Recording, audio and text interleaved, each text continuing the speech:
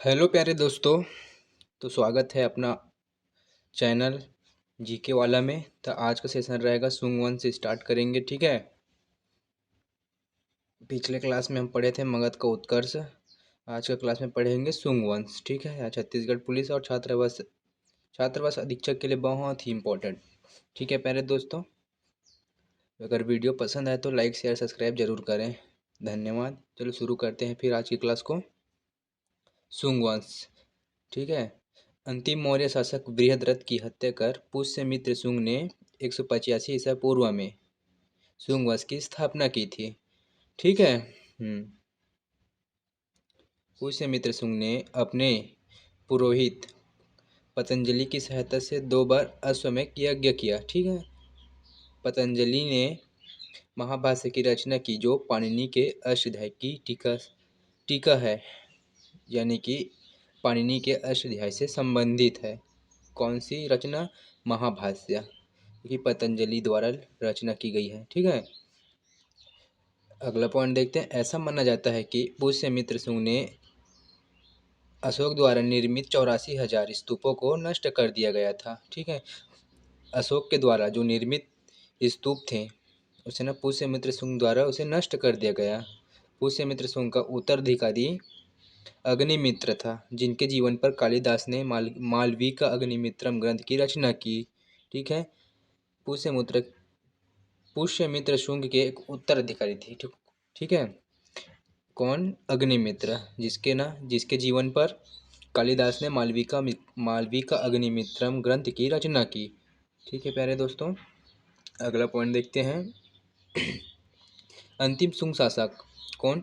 देवभूति की हत्या कर वासुदेव कण्व ने 75 ईसा पूर्व में कण्व वंश की स्थापना की, ठीक है मेरे प्यारे दोस्तों। अगला पॉइंट देखते हैं। कुषाण वंश, कौन से वंश है? कुषाण वंश। कुषाण वंश के बारे में कुछ जानना चाहेंगे?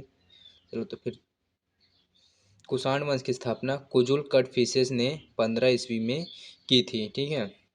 कनिष्क कुषाण वंश का सबसे प्रतापी शासक था। कौन है? कुषाण वंश का कनिष्क, ठीक है, सबसे प्रतापी शासक था। कनिष्क ने 78 ईस्वी में शक संवत प्रचलित किया, ठीक है भाई। कनिष्क ने बौद्ध धर्म को संरक्षण प्रदान किया। इसके समय में कश्मीर के कुंडल वन में वसुमित्र की अध्यक्षता में चतुर्थ बौद्ध संगीति आयोजित की गई थी, ठीक है। कनिष्क के शासनकाल में बौद्ध प्रतिमा की पूजा, ठीक है, आरंभ हुई। कौन सी शाखा की? महायान शाखा की। एक अगला पॉइंट देखते हैं। कनिष्क पुरुषपुर नगर बसाया तथा उसमें अपनी राजधानी बनाया तथा कश्मीर में कनिष्क पूर्ण नगर बनाया, ठीक है। अगला पॉइंट में चलते हैं। अश्वघोष, नागार्जुन, चरक, वसुमित्र जैसे विद्वान इनके दरबार में थे, ठीक है। चरक जो थे चिकित्सा शास्त्री थे, ठीक है। सॉरी, थोड़ा बोलने में वो हो जाता है। अगला पॉइंट देखते हैं। इसके समय गंधार तथा मधुरा कलाथैली शैली का विकास हुआ। कुषाण ने सर्वाधिक शुद्ध सोने के सिक्के चलाए, जबकि सर्वाधिक सोने के सिक्के गुप्तों ने चलाए थे, ठीक है। अगला राजवंश देखते हैं कौन सा है। तो अगला राजवंश है आंध्र सातवाहन वंश, ठीक है। सातवाहन साम्राज्य की स्थापना 3री सदी में सिमुक द्वारा की गई थी। इसे आंध्र भी कहा जाते थे, ठीक है। अगला पॉइंट कौन सा देखते हैं। गौतमी पुत्र सतकर्णी इस वंश का महान शासक था। गौतमी बालश्री के नासिक अभिलेख में सातवाहन शासकों को अद्वितीय ब्राह्मण कहा गया है। इसकी राजकीय भाषा प्राकृतिक एवं लिपि ब्राह्मी थी। यह छत्तीसगढ़ पुलिस तथा छात्रावास अधीक्षक के लिए बहुत ही इम्पोर्टेंट है। यह वीडियो जरूर देखें, ठीक है।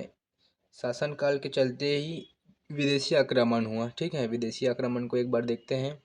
हिंद यवन यानी कि इंडो ग्रीक, सबसे पहले इन्हीं लोग ने आक्रमण किए थे अपने भारत देश पे, ठीक है। तो पॉइंट टू पॉइंट देखते हैं। सबसे पहला आक्रमणकारी बैक्टीरिया के ग्रीक यूनानी थे, जिन्हें यवन के नाम से जाना जाता था। इन्हें भारत में सर्वप्रथम सोने के सिक्के तथा लेख युक्त सिक्के चलाए, ठीक है प्यारे दोस्तों। सबसे प्रसिद्ध हिंद यवन शासक कौन है? मिनांडर था, ठीक। उसने ना नागसेन से बौद्ध धर्म की शिक्षा ली, ठीक, सॉरी, जिसका विवरण मिलिंद ग्रंथ में मिलता है। अगला देखते हैं।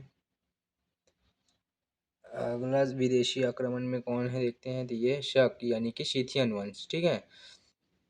पॉइंट टू पॉइंट इसको भी देखते हैं। 57 ईसा पूर्व में विक्रमादित्य ने मालवा के शकों को परास्त कर खदेड़ दिया, ठीक है दोस्तों। इन्हीं के नाम पर विक्रम संवत प्रारंभ हुआ।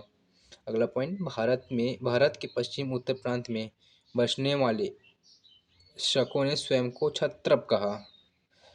अगला पॉइंट देखते हैं। रुद्रदामन प्रथम 130 से 150 ईसा के जूनागढ़ अभिलेख में सुविखत द्वारा सुदर्शन झील बांध के पुनर्निर्माण का उल्लेख है। आगे देखेंगे कि कौन सुदर्शन झील का निर्माण करवाया है। अभी खाली जान लो बस, ये सिर्फ पुनर्निर्माण करवाया है रुद्रदामन प्रथम, ठीक है। निर्माण कोई और कराया है। अब देखते हैं संगम युग, देखते हैं इसका संगम युग।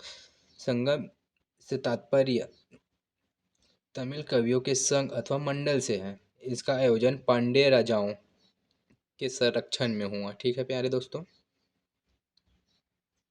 संगम साहित्य से ज्ञात होता है कि दक्षिण में आर्य सभ्यता का प्रसार अगस्त्य तथा कौंडिन्य ऋषि ने किया, ठीक। अगला पॉइंट, इस काल में मुरुगन की उपासना सर्वाधिक प्रचलित थी, ठीक है।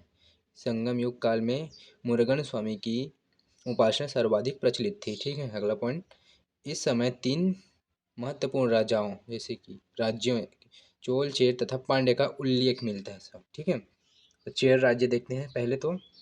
इसमें आधुनिक केरल तथा तमिलनाडु के कुछ अंश मिले थे, ठीक है। उदयन जेलर, ठीक है, 130 ईसा में प्रथम चेर शासक था, ठीक है। जो कौन है, उदयन जेलर प्रथम चेर शासक था। इस वंश का प्रतीक चिन्ह धनुष था, ठीक है। नेदुर जेलर आदान ने मरंदे को अपनी राजधानी बनाया। इसमें इमवरन वन की उपाधि धारण की थी, ठीक है। सेनगुट्टा वन लाल चेर के नाम से जाना जाता था। यह महानतम चेर शासक था। वज्जी चेरों की राजधानी थी। अगला राजवंश देखते हैं, चोल राज्य प्राचीनतम संगम कालीन राज्य था। इसकी राजधानी पुहार अथवा कावेरीपट्टनम थी, ठीक है। इसका प्राचीन चिन्ह बाघ था।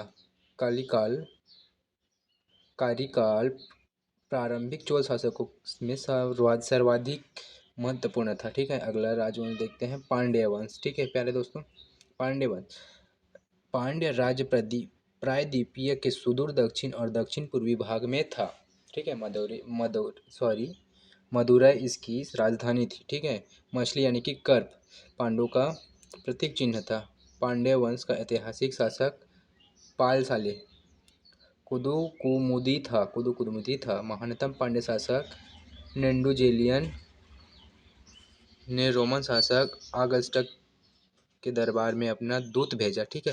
वीडियो पसंद आए तो लाइक शेयर सब्सक्राइब जरूर करें। धन्यवाद दोस्तों।